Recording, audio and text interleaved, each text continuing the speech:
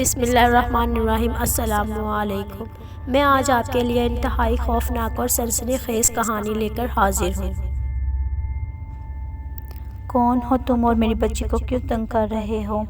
उस्मान साहब गुस्से से इससे पूछा, क्योंकि बाहर जो कुछ हुआ था इसने इनको हिलाकर रख दिया था। जवाब तो दादाजी ने गुस्सैले लहजे में से सवाल किया। मैंने कहाँ तंग किया? इसने फिर इसी अंदाज में जवाब दिया। अनमोल पुत्र, जा जरा एक गिलास पानी तो ला। जी अभी लाई। इसको कोई सीधा जवाब न देता देखकर दादाजी ने अनमोल से कहा, ये ले। दादाजी ने गिलास पकड़ा और पानी पर आयतल कुर्सी पढ़कर इसके पास आए। आखिरी बार पूछ रहा हूँ और इसके बाद ये पानी तुम्हारे ऊपर डाल दूंगा। अब बताओ क्यों तंग कर रहे हो इस बच्ची को? और हमें मज़ा आता है। इसने वाकई बड़े मज़े से जवाब दिया। छोड़ दे इस बच्ची को। क्यों नहीं छोड़ना? मैं जो करना है कर ले। दादाजी ने पानी के चंद कतरे इस पर डाले तो इसकी चीख से पूरा घर गूंज उठा। अमल के पास बैठी ताई जी और आशी बेगम भी डर गई। दादाजी प्लीज़, ये क्या आप कर रहे हैं? एकदम ज़ारा की आवाज़ पर दादाजी ने बेड की तरफ देखा तो इसकी आंखें अब काली नहीं थीं। दादाजी ने कुछ सोचते हुए ही वही दम क्या हुआ पानी इसकी तरफ बढ़ाया ताकि वो इस पानी को पी ले, लेकिन वो दादाजी के पानी आगे करने से डर कर थोड़ा पीछे हो गई। दादाजी खोल दे उसे, अब मेरे ख्याल में ये ठीक है, उस्मान साहब ने बेचैनी से कहा। नहीं, ये वही है, बस ड्रामे कर रहा है कि हम इसको खोल दें। दादाजी के इतने कहने की देर थी उसकी आंखें फिर से काली होंगी। साफ पता लग रहा था कि उसका बस नहीं चल रहा था कि किसी तरह आज़ाद होकर दादाजी को चीर फाड़ दे।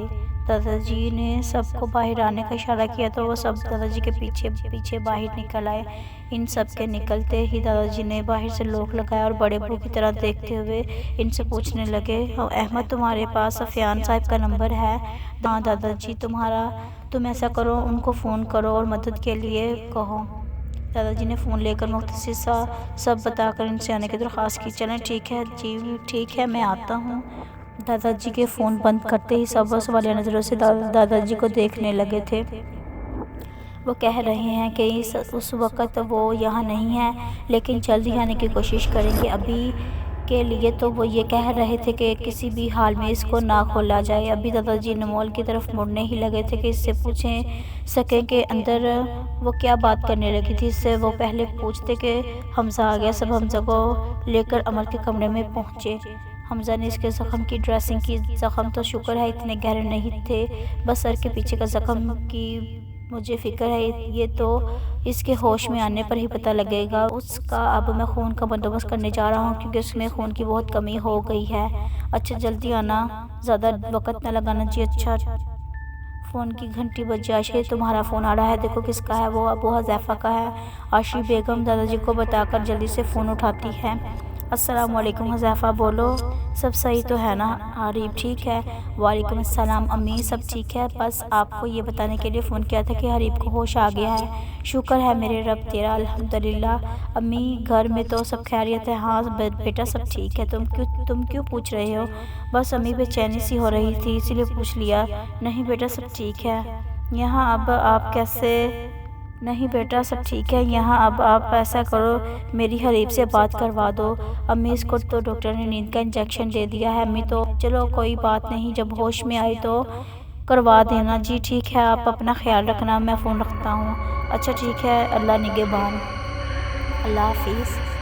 उस्मान जाओ मेरे कमरे में से बिलाल को बुला लाओ। थोड़ी देर बाद बिलाल भी आ गया और खामोशी से दादाजी के पास बैठ गया। बिलाल मेरी बात सुनो, हिम्मत से काम लो, ऐसे करने से तुम्हारी बहन ठीक नहीं होगी। हरीब और अमल भी किसी अच्छे हाल में नहीं। बेटा तुम्हें ऐसे हिम्मत हारना नहीं चाहिए, तुम बहादुर बेटे हो ना। जी दादाजी, अब आपको मायूस नहीं करूँगा। जी अब मैं भी बोल लूँ? हाँ पुत्र बोलो। दादाजी अनमोल की तरफ देखते हुए बोले। फिर वो आज के सारे वाक़े तफसील से दादाजी को बताती ही गई, जिसे सुनकर सब परेशान हो गए। लेकिन बेटा यहाँ तो सब कुछ अपनी जगह पर ही है।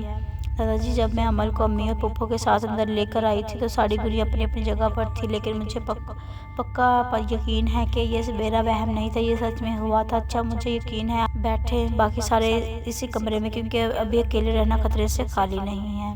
थोड़ी देर तक हमज़ा भी आ गया और दादाजी ने इसको भी सब कुछ समझाया और बता दिया। पता नहीं क्यों दिल घबरा रहा है इतना। वो सोफे पर बैठी थी, सुबह से इसका दिल घबरा रहा था। उसका दिल कर रहा था कि बस किसी तरह घर चली जाए। खाना भी सुबह का वैसे ही रखा हुआ था। इसने खाने को हाथ भी नहीं लगाया था। इतने में जैन दरवाज़ा खटखटा कर कमरे में दाखिल हुआ और खाने को यूं ही पड़ा देखकर हैरत उसको देखा जो पता नहीं किन सोचों में खोई हुई थी। फिर कहती है कि मैं जिन हूँ, जबकि मोहतरमा खुद सोचों में खोई हुई रहती है। इनको मेरे आने का पता ही नहीं लगता। उसको मतवज्जो करने के लिए वो गला खनखारता है। किसी के गला खनखारने से वो अपनी सोचों से बाहर निकल दिया तो देखते कि जैन पास ही खाने की ट्रे पकड़े खड़ा हुआ था। क्या बात है, आज खाना नहीं खाया? नहीं, मुझे नहीं खाना, बस मुझे घर जाना है। घर भी चले जाएंगे, पहले खाना तो खा लो। नहीं खाना कितनी बार कहूँ, नहीं खाना कितनी बार कहूँ। देखो मैं आखिरी बार कह रहा हूँ, अगर अपने भाई की ज़िंदगी प्यारी है तो चुपचाप खाना खा लो। अब की बार इसकी धमकी काम कर गई और वो चुपचाप खाना खाने लगी। लेकिन आंसू भी साथ साथ निकल रहे थे। चुप करके खाओ, अब कोई भी आंसू ना निकले, मुझे रोती हुई लड़की जहर लगती है। इसने अपनी आवाज़ को सख्त करते हुए कहा, वरना सच्ची बात तो ये थी कि इसके आंसू से बेचैन कर रहे थे। इसने जल्दी से हाथ की पुश्त से आंसू साफ किए, लेकिन के आंसू थे कि थमने का नाम ही नहीं ले रहे थे। जाओ बाथरूम से मुंह धोकर जल्दी से आओ, जाओ। इसको अपनी जगह से हिलता ना देखकर अब की बार वो तकरीबन धाड़ ही रहा था। इसकी दहाड़ी सुनकर वह जल्दी से अपनी जगह से उछल पड़ी और जल्दी से बाथरूम में दौड़ गई, जबकि वो अपने बालों में हाथ फेर कर अपना गुस्सा ठंडा करने की कोशिश करने लगा। ज़रा वो जल्दी से मुंह धोकर बाथरूम से निकली, लेकिन रोना उसको फिर भी आ रहा था। उसको जब्त करने के चक्कर में इसका मुंह पूरा लाल हो गया था। इसको बाथरूम से निकलता देखकर इसने सूखा सांस लिया, जबकि वो सांस रोक के खाना खाने की कोशिश कर रही थी। उसके साथ सख्त बर्ताव करके उसको खुद भी बुरा लग रहा था। चलो अब खाना ख़त्म कर लिया है ना, अब जाकर लेट जाओ। उसको लेटने का कहकर वह जल्दी से बर्तन लेकर बाहर निकले, क्योंकि इसको अंदाज़ा हो गया था कि इसकी मौजूदगी में वो ऐसे ही सांस रोक के बैठे रहेगी। सारा ने जब देखा कि वो चला गया है तो आंसू जो इसने कब के रोके थे फिर से निकलने लगे। आज तक किसी ने मजाक में भी इसको नहीं डांटा था, इसलिए इसको ज़्यादा रोना आ रहा था। रोते रोते वो कब सोई इसको खुद भी पता नहीं चला। इसके सोने के बाद वो इसके कमरे में आया और बड़े दुख से इसके मुँह पे ये आंसू के निशान देखने लगा जो कि इसके गाल पर थे। इसने आहिस्ता से इसका गाल सहलाया, पर से कंबल दुरुस्त करता हुआ बाहर निकल आया। अभी फजर का वक्त ही हुआ था कि बेल बजी। इस वक्त कौन आ गया है? जाओ जाओ बिलाल, देखो ज़रा जाकर कौन आया है। जी देखता हूँ। वो गेट की तरफ गया और गेट का दरवाज़ा खोला तो उसने वहाँ नूरानी चेहरे वाले बुजुर्ग को खड़ा देखा। जी आप कौन? बेटा मैं सफ़ान हूँ। उन्होंने नरम लहजे में, अजीब सी मिठास थी उनके लहजे में। आए जी, अंदर आए जनाब। इसने इनको अंदर आने के लिए रास्ता दिया और ख़ुद साइड पर हो गया। इनके अंदर दाखिल होते ही इसने गेट बंद किया और इनको लेकर घर के अंदर दाखिल हुआ, जबकि इस दौरान सफ़ियान बाबा आसपास का जायज़ा ले रहे थे, जिससे इनके चेहरे पर अजीब सी उलझन आ गई थी। वह इनको ड्राइंग रूम में बिठाकर खुद अंदर से दादाजी को बुलाने चला गया। जाओ जाके देखो वो वहाँ अब भी है कि नहीं, और ये भी कि वो कौन है। और अपने दाई जान देखते हुए बोले। थोड़ी देर बाद दादाजी और बाकी सारे मर्द भी इनके पीछे कमरे में दाखिल हुए और सलाम करते हुए बैठ गए। दादाजी इनकी खैरियत पूछ रहे थे कि जबकि बाकी सारे खामोशी से दादाजी और इनकी बातें सुन रहे थे। इनकी शख्सियत में रौब था जिससे अगला बंदा इनके रौब में आ जाता था। इनकी दाढ़ी और सर के बाल सफ़ेद रंग के थे, एक हाथ में तस्बीह थी।